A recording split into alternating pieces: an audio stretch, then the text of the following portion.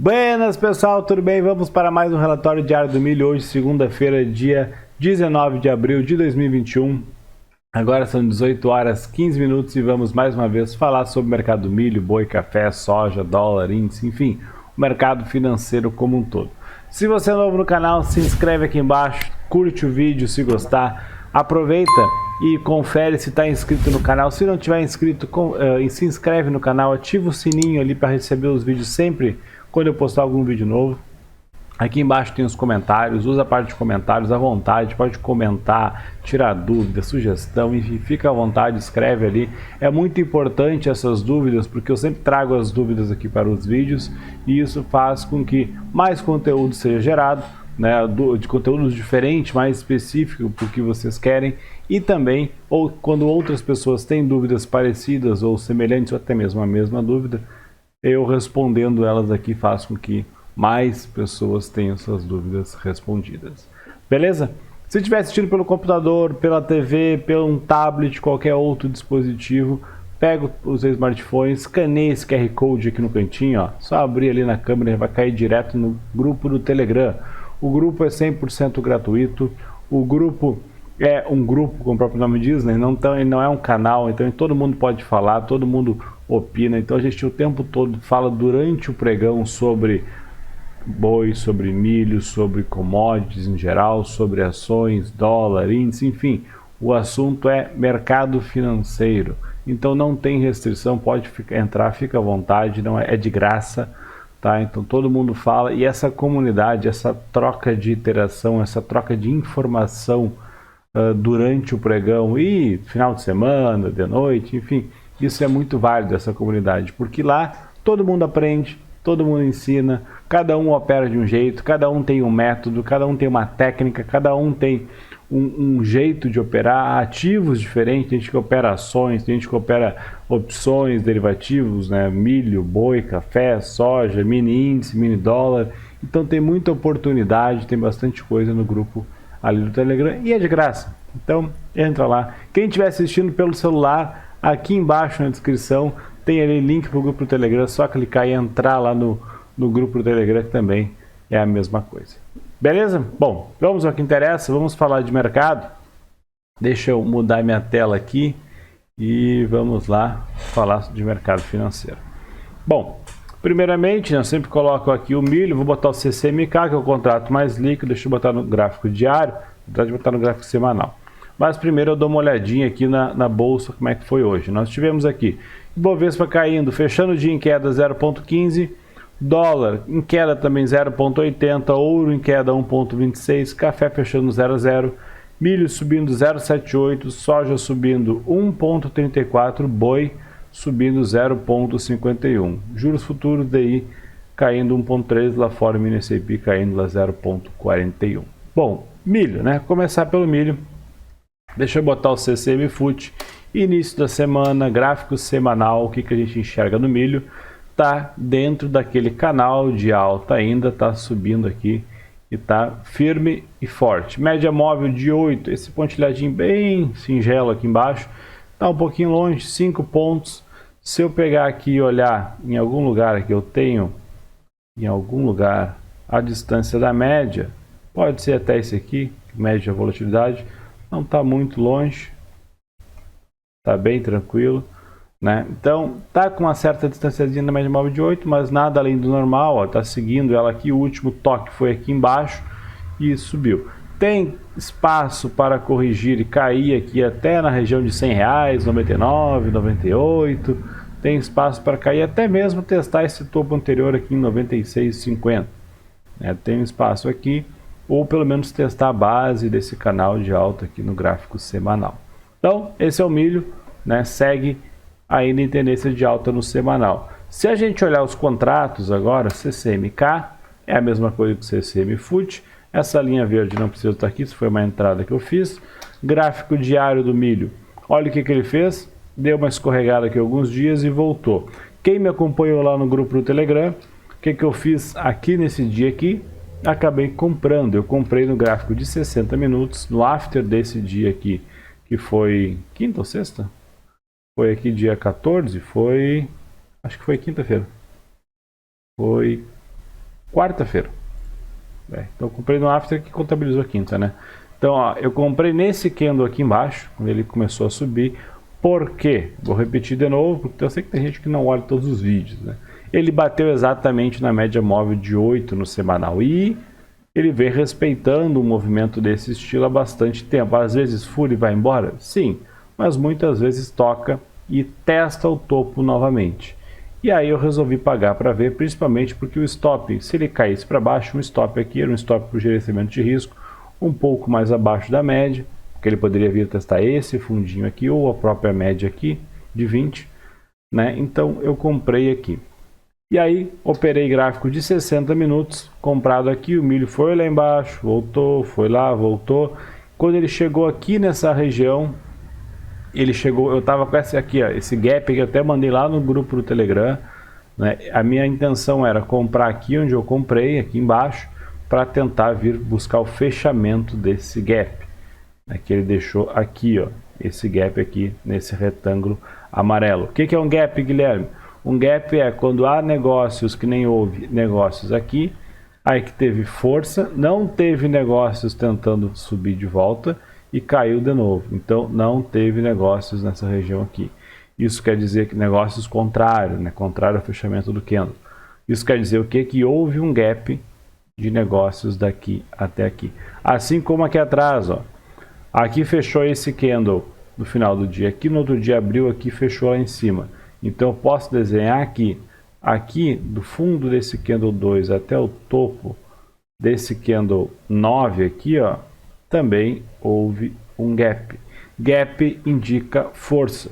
E muitas vezes quando o mercado faz um gap e tenta reverter um movimento, muitas vezes é comum ele vir fechar o gap e aí quando chegar na região de fechamento do gap, ele continuar um movimento anterior. Ou seja, vir fechar o gap aqui em cima e depois resolver cair um pouco. Por que isso? Porque é assim que funciona. Mas o mercado ele respeita isso e muita gente que perdeu venda aqui vai querer vender aqui em cima também. Aí quem comprou aqui embaixo vai querer comprar, pelo menos chegar e testar e fechar aquela região daquele buraco lá. Beleza? Gaps indicam força, mas também depende do contexto e aí pode indicar uma exaustão, um movimento de exaustão. Aqui, por exemplo, foi um gap. Aqui, entre o candle, esse candle 9 e esse candle 2 foi um gap bem semelhante a esse aqui, só que ninguém comprou nada aqui em cima e logo depois reverteu. Isso foi um gap de exaustão, já tinha acontecido um aqui atrás. Aqui não houve gap, ó. Ele tentou abrir, negociou lá embaixo, cima, negociou lá embaixo, abriu aqui, ou seja, teve negócios paralelos entre as barras. Isso não é um gap. Beleza? Bom, o milho hoje abriu com um gapzinho aqui, né? Um gap mais claro, porque foi um buraco de fato. E aí tentou, foi lá em cima, fechou o gap, exatamente onde eu tinha falado que poderia acontecer e voltou. Eu, por ser um pouco mais prudente e por ser sexta-feira, eu encerrei a minha posição que eu tinha comprado, eu tirei a linha verde.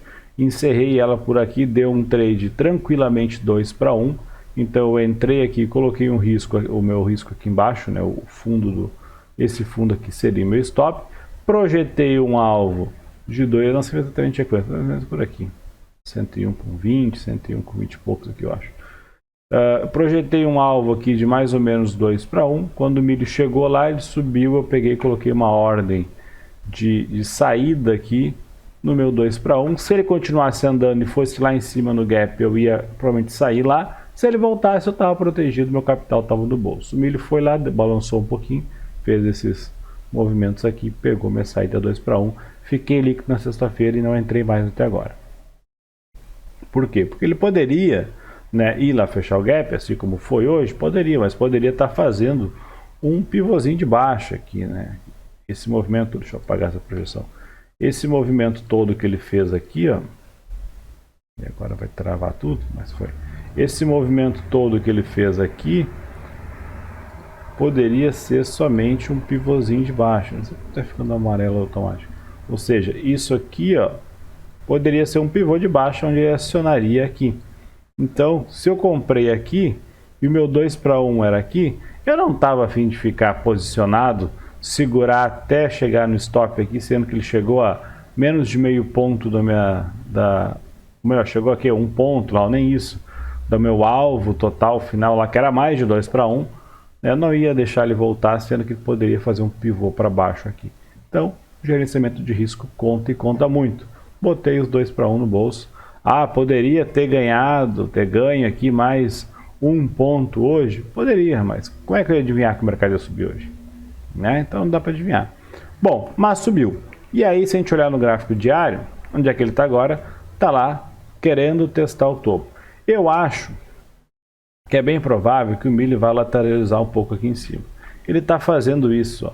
Ele anda um pouco, lateraliza, anda um pouco, lateraliza, anda um pouco, lateraliza.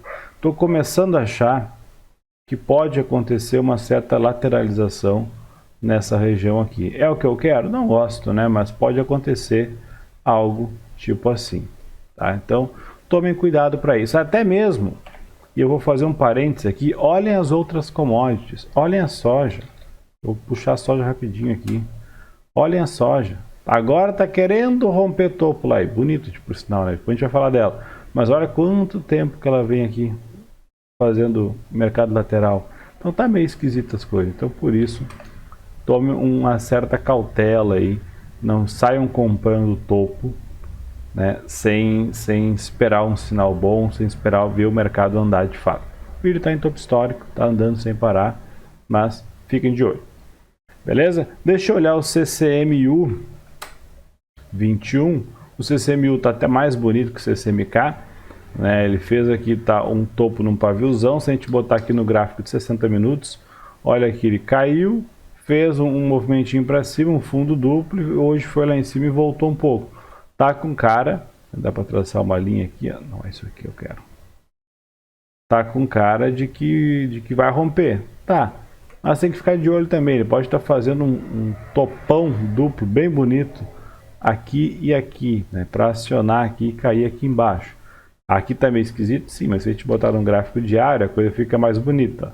Ele bater lá, voltar, bater lá e amanhã ou depois começar a cair, perder esse fundo aqui e aí acionar a venda e vir buscar aqui, por exemplo, a média móvel de 20 ou até mesmo esse topo aqui embaixo em 87,04 CCMU. Tá? Então, tem que ficar de olho. Essa região tem que ficar de olho. Pode muito bem o milho lateralizar. E eu não quero ficar comprado em lateralidade. E, independente se é o CCMU ou o CCMK, se ele for lateralizar daqui até aqui, são 3, 4 pontos, comprar, por exemplo, hoje não é um bom negócio, porque a gente vai estar comprando alto em uma lateralidade.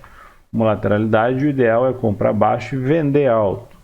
Então, por que tu não vendeu hoje então? Porque eu não sei se vai lateralizar. É muito cedo ainda. No gráfico de 60, nós temos médias móveis para cima. No gráfico diário, nós ainda temos médias móveis para cima. Precisaria de mais uma perninha de baixo aqui, depois um movimentinho querendo subir para eu comprar uma lateralidade aqui com alvo aqui em cima novamente, assim como eu fiz aqui atrás. Tá? Então seria mais ou menos essa a ideia para o milho. Por enquanto estou de fora. Ou seja, ganhei dinheiro na subida, na queda perdi um pouquinho, depois fui estopar, deixei ele cair até o final. Quando chegou lá no final, comprei de novo e ganhei 2 pontos e pouco aqui dessa subida aqui. Então, tá tudo certo. Por quê? Porque eu não vendi aqui? Porque a tendência ainda é de alta e enquanto as médias mostrarem tendência de alta num gráfico diário, num gráfico semanal, enquanto os candles no gráfico diário mostrarem tendência de alta, ou até mesmo no gráfico de 60 minutos, estava mostrando tendência de alta, eu procuro não vender. Não é impossível vender, mas procuro evitar vendas, porque eu entendo que a força maior está na compra. Beleza? Boi, BGIK. Vamos botar o BGI Foot, né? Vamos botar o BGI Foot, tá ali, ó. BGI Foot, gráfico semanal. Olha o gráfico semanal do boi, que bonito. Obviamente que é o primeiro dia da semana. Imagina se fechar sexta-feira assim e abrir se rompendo aqui, né? Isso aqui é um candle de... Deixa eu arrumar isso aqui, tá uma bagunça. Isso aqui é um candle que indica... obviamente, está no início da semana, mas olha só. Ele veio aqui na média móvel de 8, tocou aqui, e voltou. Então tocou a média móvel de 8 e voltou no gráfico semanal. A tendência do boi é de alta. Fez um candle vendedor forte semana passada? Fez. E aí eu vou botar no gráfico diário e vou falar o que eu falei semana passada quando o boi começou a cair. O que eu falei? Quando o boi rompeu aqui esse candle 70, né, que fez esse preto aqui na sexta-feira, rompendo esse candle 70, eu falei o que? O boi acaba de acionar a venda no gráfico diário e um alvo do boi, essa linha, esse quadrado rosa aqui, ó. Por quê? Peguei a projeção desse candle 68, 1 para 1 para baixo e 2 para 1 para baixo, que seria esse outro quadrado amarelo aqui embaixo. Ou seja, quem vendeu aqui vai tentar fazer uma parcial em 1 para 1 e fazer uma final aqui embaixo, ou quem vendeu lá em cima, enfim, vai tentar. Esse candle aqui quer ganhar dinheiro, tá? Se for pensar em price action, esse candle quer ganhar dinheiro. Isso aqui é um topo duplo bem bonito, né? Um candle de sinal forte aqui, bonito também.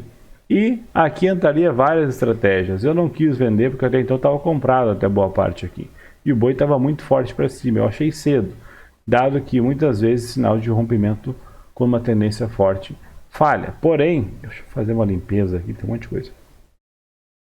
Porém, o que a gente vê aqui? A gente vê o seguinte, teve uma tentativa de reversão no boi há mais ou menos, né, nesse dia aqui, 17 dias atrás, que foi esse candle aqui, ó. Ele subiu, fez um topo, voltou, aqui fez um padrão de reversão de 2 candles, e aí virou para baixo de novo. Ou seja, aqui ele tentou romper, tentou reverter a tendência de alta que vinha subindo. Porém, fez um candle bonito aqui, o pessoal resolveu comprar, ele fez mais uma puxada lá de 16 pontos para cima praticamente. Agora, ele fez outra puxada para baixo aqui, tentou voltar e fechou mais abaixo ainda e tentou inverter aqui e empurrou para baixo. O que eu vejo, né? Por que eu não vendi aqui? Se eu tinha aqui, bom, eu tive uma tentativa de reversão aqui embaixo, falhou. Tive uma tentativa de reversão mais em cima com um topo duplo, pode ser que agora vai, dificilmente vai falhar tanto, né? Então, dado que está no topo histórico, dado a situação que está, o frigorífico segurando abate, pode ser que o boi caia e corrija mais. Pode. Mas por que eu não vendi aqui? Por causa do gráfico semanal, não me deixava vender. Eu olhei o gráfico semanal e vi o quê? Que aqui o boi estava praticamente sentando em cima da média móvel de 8 no semanal. E aí se eu tiro o zoom, quando que o boi cruzou para baixo a média móvel de 8 no semanal? Só quando ele fez essa correção maior aqui de, né, pegar aqui de topo a fundo, mais ou menos aqui 40 pontos. Foi quando ele cruzou para baixo. Se não, ele opera só, e depois só lá na pandemia. Porque senão ele opera só acima da média móvel, então ele dá um toque, dá um pivôzão, daqui deu um toque e voltou. Então por que cargas d'água que eu vou acreditar que eu vou vender aqui e vai dar certo? Até porque um stop aqui ideal seria pelo menos 13, 14 pontos. Eu não estou afim de tomar 13, 14 pontos no boi. Então beleza, eu poderia ter vendido pelo diário, mas não quis vender devido ao candle semanal. Agora, se ele continuar andando aqui, né, pode ser que ele caia, e aí pode ser que ele faça 40 pontos que nem ele fez aqui. E se for fazer 40 pontos, beleza, eu vou entrar vendido quando eu achar que devo, né? E aí com um risco um pouco menor, com médio virado para baixo, com uma tendênciazinha de baixo se formando. Aí eu fico mais garantido, eu não preciso pegar os 40 pontos. Se eu pegar 5, 6, 7, 10 pontos, para mim está perfeito. Deixa os outros 30 para o mercado. Não tem problema. É melhor eu pegar 10 pontos com uma probabilidade maior dele andar aqueles 10 pontos do que pegar 40 chutando no primeiro candle que vim.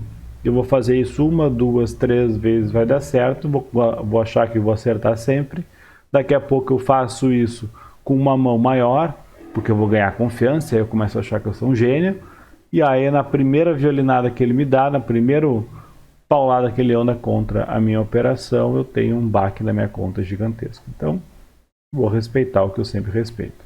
Inclusive hoje, né, olha o que ele fez, até mandei lá no grupo do Telegram, esse quadrado aqui era amarelo igual esse, eu botei rosa para marcar lá.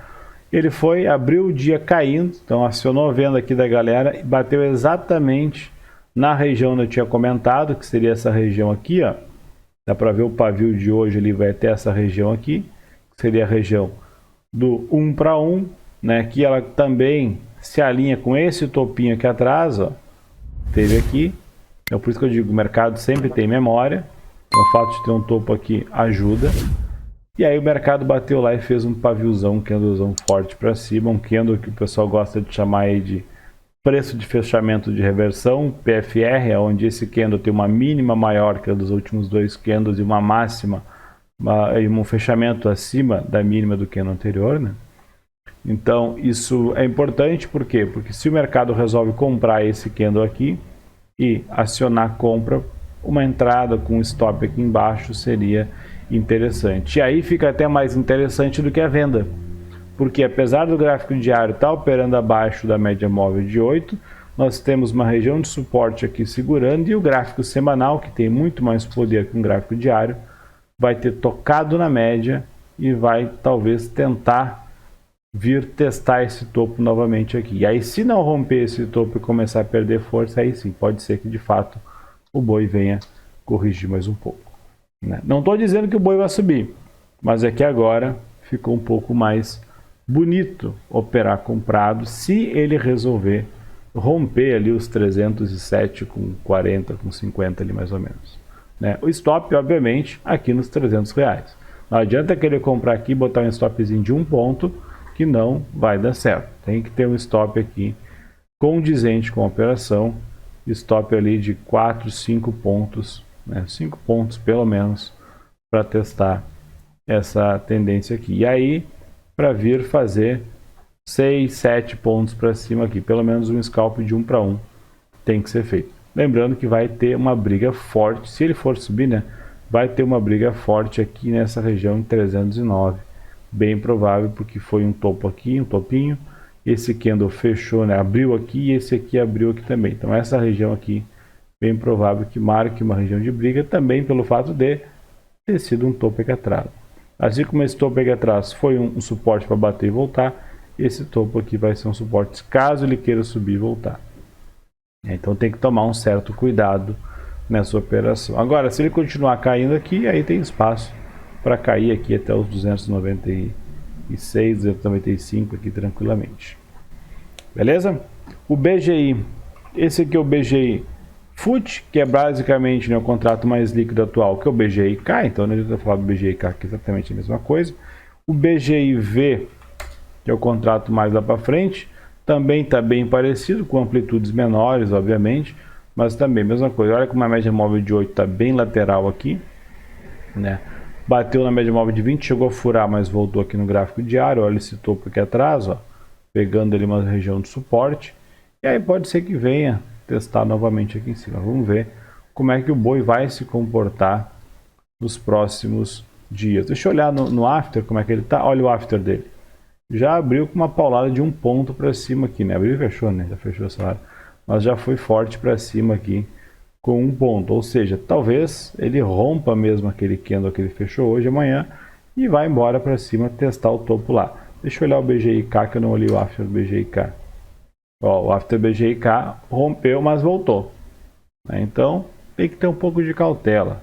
Mas olha que interessante, ó. Lembra que ele vinha desde o dia que ele virou para baixo, ele vinha respeitando a média móvel de 20 no 60. Hoje ele rompeu.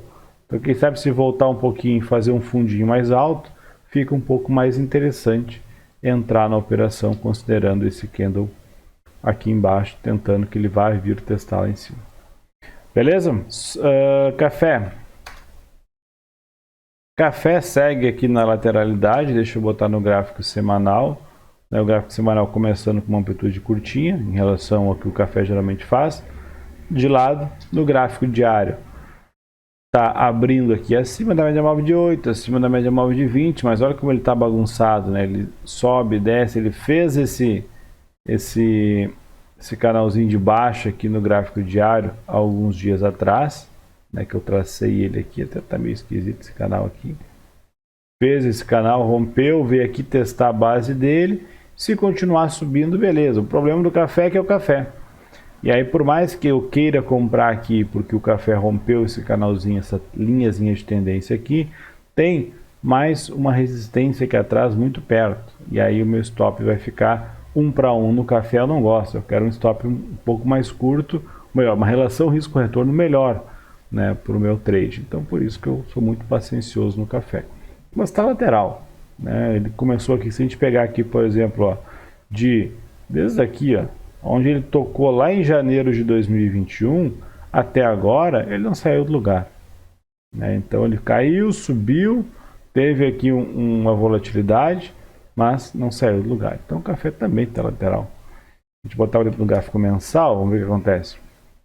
Ele está bem calmo aqui, ó. 3 meses, sobe, desce, não sai do lugar, né? Desde o ano inteiro, na verdade, esse ano está assim. E aí não é só o café, se a gente botar a soja hoje resolveu, né? Deixa eu botar aqui no gráfico diário, gráfico semanal. A soja hoje resolveu testar lá, resolveu dar uma de esperta e testar lá aquele topo lá. Então ela, no gráfico semanal ela está lá em cima, tá? E fechando lá em cima. Então gráfico semanal, lembra? Primeiro dia da semana. Mas olha quanto tempo que a soja vem andando de lado no gráfico semanal. Então ela vem há muito tempo andando de lado aqui, muito pavio, ou seja, muita indecisão. Então extremamente ruim de operar. No gráfico diário parece que ela cansou de ficar andando para um lado e para o outro, para um lado e para o outro, e fechou um candle, né, comprador, rompendo aqui esse topo anterior e fechando acima e fechando na máxima. Então vamos ver se a soja vai realmente criar força, vai romper esse movimento, pelo menos antes de fazer um pullback aqui, vai romper de verdade, de fato, fazer mais 2 candle branco para cima, ou se vai ser mais uma vez que ela vai fazer isso aqui e vai virar. Deixa eu diminuir o tempo gráfico. Num gráfico de 60 minutos aqui ela não tá, é que a soja também já não tem liquidez nenhuma ainda no after, pior ainda, né? Então só amanhã ou depois para a gente ver como é que vai ficar. Vamos ver como é que vai se comportar essa semana a soja. Mas é interessante ficar de olho, já que ela está aqui há mais de mês, né? 3 meses quase, né? 2 meses e pouco aqui andando lateral. Lá fora, a soja hoje, estou com o TradingView aberto aqui, ó. A soja subiu hoje lá também, mas subiu pouco, 0,12%. Já o milho lá fora subiu 1,20% hoje. Então, o milho está andando um pouco mais forte lá, mas a soja está bem lateral. O mercado inteiro de commodities está travado desde o final do ano passado. Esse ano, commodities ainda não andou. Então, ou vai estar contraindo muito para daqui a pouco explodir, seja para cima ou para baixo, não faço ideia para que lado for. E não estou falando só de soja, estou falando de quase tudo. O milho ainda andou um pouco, mas o resto não anda, está parado, né? Então e não é só isso, tem petróleo, tem açúcar, tem minério, tem um monte de outras commodities, até gás natural, um monte de coisa lá que a gente pode abrir. Se vocês abrirem lá o TradingView ou o investing.com, vocês vão ver a quantidade de commodities que tem lá e operáveis. Dá para operar principalmente quem tem conta em corretora fora. Aqui no Brasil não dá para fazer muita coisa. Beleza? Então a soja está aí, tome um certo... Fica de olho, vê se ela vai andar mesmo ou se vai bater e voltar. De qualquer forma, tem uns quantos gaps aqui, né? E uma puxada forte aqui para ela vir dar uma acalmada. Mas a soja quando anda, anda, né? O dólar, ó, foi lá testar a região de 5,40. Eu estou aqui no gráfico diário, mas deixa eu botar no gráfico semanal. No gráfico semanal foi lá embaixo. Então esse canal aqui eu tenho duas opções. Ou eu ajusto ele, ou eu pego ele e ajusto ele para cá. E eu não vou fazer isso, né? Ou eu considero aqui uma lateralidade no gráfico semanal, que eu acho que é o que tem de mais inteligente a se fazer. Eu posso até pegar aqui uma linha de tendência de baixo, mas ela está longe pra caramba do resto. Então está bem longe lá. E vou considerar aqui uma lateralidade. E nesse momento o que importa para mim aqui é o que? Suporte e resistência. Então essa linha aqui embaixo é importante porque é um ponto de suporte interessante. Poderia botar ela mais aqui, mas vou deixar ela mais aqui por enquanto, né? Essa linha aqui onde ele fechou hoje, né, é muito interessante, mas isso aqui é o gráfico semanal, mas é o primeiro dia da semana, porque olha a quantidade de toques que essa linha teve na mesma região. Tocou aqui, aqui, aqui, aqui, aqui, aqui embaixo, negociou acima todo esse período aqui, aqui também, aqui também, aqui, né, aqui ela fechou ali também. Então olha a quantidade de toques, então olha a relevância dessa linha. Isso quer dizer o quê? Que essa é literalmente a região média do ativo, né? E não tão errado, a ponto que média móvel de 20 está onde? Exatamente ali. A de 8 está lá em cima, mas está vindo para cá, né? Então, bem provável que, óbvio que essa região é a região média. Então, dado que o dólar está numa região média que já vem brigando há um bom tempo, o que é mais interessante para mim? Eu considerar apenas suporte e resistência dentro de uma lateralidade, ou seja, topo e fundo. Aqui está só no meio do caminho, então não tem muito o que dizer. E não tem mesmo. Quem olhar um gráfico do dólar aqui e dizer alguma coisa ao contrário, eu acho um pouco difícil. No gráfico diário, também, obviamente, a mesma coisa. Olha, aqui fica mais fácil de enxergar. Olha essa lateralidade aqui. Isso aqui é uma lateralidade ampla. Ele não tem tendência nenhuma. Ele vem rompendo para cima. Ele veio aqui de uma tendência de alta forte, virou para baixo, aí rompeu para cima, rompeu para baixo, rompeu para cima, rompeu para baixo. Aí aqui ele patinou, rompeu para cima, aí rompeu para baixo. Aí voltou, reverteu. Foi lá em cima, reverteu e agora está aqui com cara de quem vai querer cair, né? E dado o jeito que está, talvez ele caia mais um pouquinho, teste esse fundo aqui embaixo e aí suba, volte aqui. Então tá bem difícil de operar, tá bem complicado. Tanto é que eu não estou nem cuidando do dólar mais nas minhas telas aqui. Substituir ela, no caso, o lugar onde ficava o dólar, estou colocando outros ativos ali que está mais interessante que o dólar. Então tá bem lateral o dólar. Já o Ibovespa tá, ó, gráfico, deixa eu botar o gráfico semanal do Ibovespa, opa, anual não, né?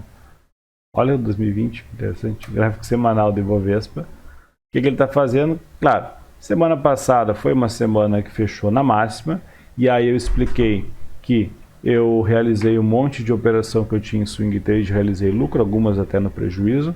Também comprei put de BOVA11, para tentar fazer um certo trade em ação ali, ou um pequeno seguro de carteira, poderíamos dizer assim, baseado no beta da minha carteira, né? E também na volatilidade que estava baixa e tudo mais.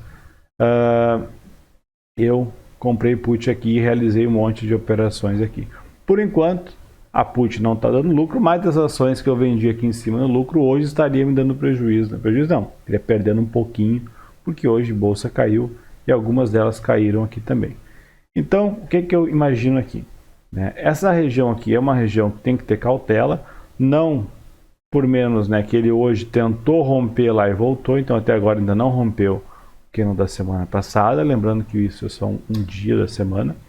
No gráfico diário, dá para ficar mais claro isso, ó, porque ele tentou, abriu, tentou romper, chegou a subir aqui, quase 1% aqui, e aí fechou o dia com 0,15 de baixa. Então pode ser que acionando, por exemplo, uma venda aqui, ó, o Ibov venha testar a média móvel de 8, venha testar a média móvel de 20, ou quem sabe venha aqui embaixo cair mais 3, 4%. Não estou dizendo que a bolsa vai afundar, que o Ibov vai cair um monte, que é hora de vender tudo e encher o bolso de put. Não, é só uma correção, né? Então ele está fazendo uma tendênciazinha de alta aqui, saiu de uma região de lateralidade chata pra caramba, fez uma tendência de alta aqui nos últimos dias, se distanciou das médias, chegou numa região de suporte, 120 mil pontos. Então é bem normal e até saudável, esperado que ele corrija e faça um fundo mais alto aqui. 2%, 2% e pouco, né? 3% não é nenhum absurdo fazer uma correçãozinha aqui. E aí, obviamente, eu realizei lucro lá em cima e estou de olho. Estou de olho, vamos ver como é que ele faz. Ainda comprei outras ações, né? Vendi um monte, mas acabei comprando papéis também, de alguns setores específicos. E vamos ver o que ele faz. Inclusive, vou olhar uma ação aqui que eu estava curioso para olhar. Braskem, comprei Braskem semana passada, e olha lá onde é que foi Braskem hoje, subindo aí 6%. Eu fiz uma compra de Braskem na sexta, o dia que eu encerrei, foi na quinta ou foi na sexta?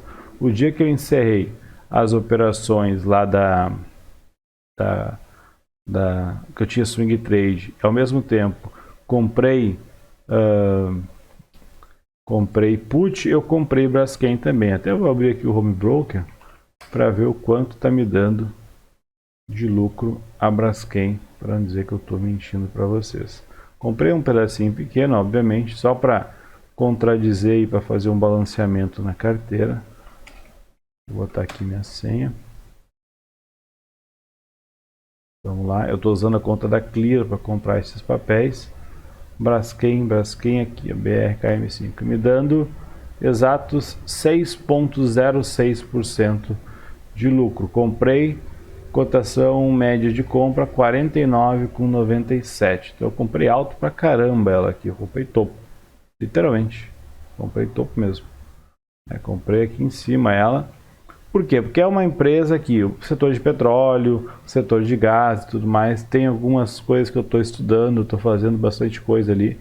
Eu passo hoje em dia mais tempo vendo relatório, vendo gráfico e vendo relatório e fazendo cálculo do que vendo gráfico. Inclusive aqui, estava com uma planilha fazendo uns valuations aqui de alguns papéis. Eu estava de olho. Então aqui está alguns cálculos aqui que eu estava fazendo. Não vou falar que papel é esse. Então uma hora eu posso explicar para vocês como é que faz. Então eu fico lendo o relatório, extraindo dados, fazendo alguns cálculos aqui, calculando WACC, FCC, para fazer valuation e calcular o valor justo da ação. Aí depois a gente pega esse valor justo da ação, vê, desconta do preço que está a ação hoje, desconta disso aí a taxa livre de risco, que poderia ser um CDI, e aí vê quanto essa ação dá de retorno. Por exemplo, o preço da ação, o valor justo ali pelo valuation seria R$10, seria R$20, a ação está custando R$15, a ação está custando R$10, vamos dizer assim. Então a gente teria ali 100%, né, de lucro, de upside, ou seja, ela pode andar 100% até chegar ao preço justo. Aí a gente pega esse valor, desconta ali a taxa livre de risco, um CDI, que eu nem sei quanto é que está hoje, mas desconta um CDI, ou até uma outra taxa específica ali de um outro ativo um pouco mais livre de risco, que seria o que? Se eu não botar dinheiro nessa empresa e botar num CDI, eu vou ganhar tanto. Então quanto que essa empresa me paga mais que um CDI? Paga 15, 20, 30, 50% a mais. Então beleza, então aí talvez compense o meu risco colocar o dinheiro lá. Então é esse tipo de coisa que a gente faz ao longo de um dia. Eu não sou um gestor, né, mas que vocês também podem fazer no final de semana, ao longo do dia, aprender a ler relatórios de empresa. É um saco porque cada empresa faz de um jeito, tem os padrões da CVM, mas tem que estar lendo ali bem tranquilo para esmiuçar, pegar dados de dívida, dados de desvalorização de custo de capital, dados de depreciação, capital de giro. Então tem que pegar tudo isso dos balanços patrimoniais para montar as planilhas de valuation e fazer mais ou menos. E ainda assim tudo isso é estimado, não é exato e não é 100% que vai acontecer. Então a gente faz ali cálculo para um percentual, para outro, faz 3, 4 percentuais diferentes, estipula mais ou menos ali, tenta enxergar mais ou menos um valor que seja de acordo com a realidade, e aí com base nisso escolhe boas ações para se investir, seja na compra ou seja na venda. A ação está muito cara. A VEG é uma que está 80 vezes,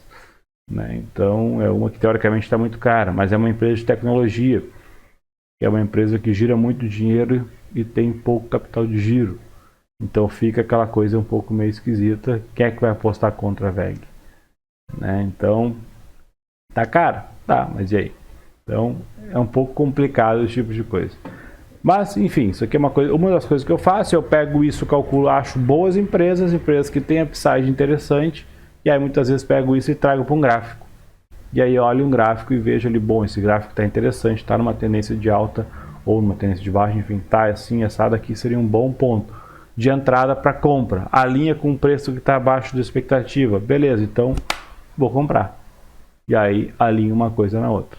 Qual é o prazo? Aqui o gráfico é o prazo de acordo com o que eu estou olhando. Aqui é pelo menos mais 1 ou 2 trimestres, ou 1 ano, 2. Né? Então, basicamente é isso. Deixa eu olhar aqui as perguntas rapidinho. youtube.com aqui. Eu vi que tem bastante gente entrando novo lá no canal do Telegram. Fico muito faceiro com isso, muito feliz. Espero que esteja ajudando. O Diogo comentou o seguinte: parabéns, excelente vídeo. Você poderia fazer um vídeo explicando sobre como e quando temos que pagar a DARF e etc. Posso fazer de novo esse vídeo, mas tem um vídeo desse no canal. Tem um vídeo desse no canal que eu fiz há bastante tempo. Que aqui, ó, 4 de outubro de 2020, tá aqui, até vou mostrar aqui, vou abrir ele aqui rapidinho e vou botar o link na descrição. Mas é esse vídeo aqui, ó.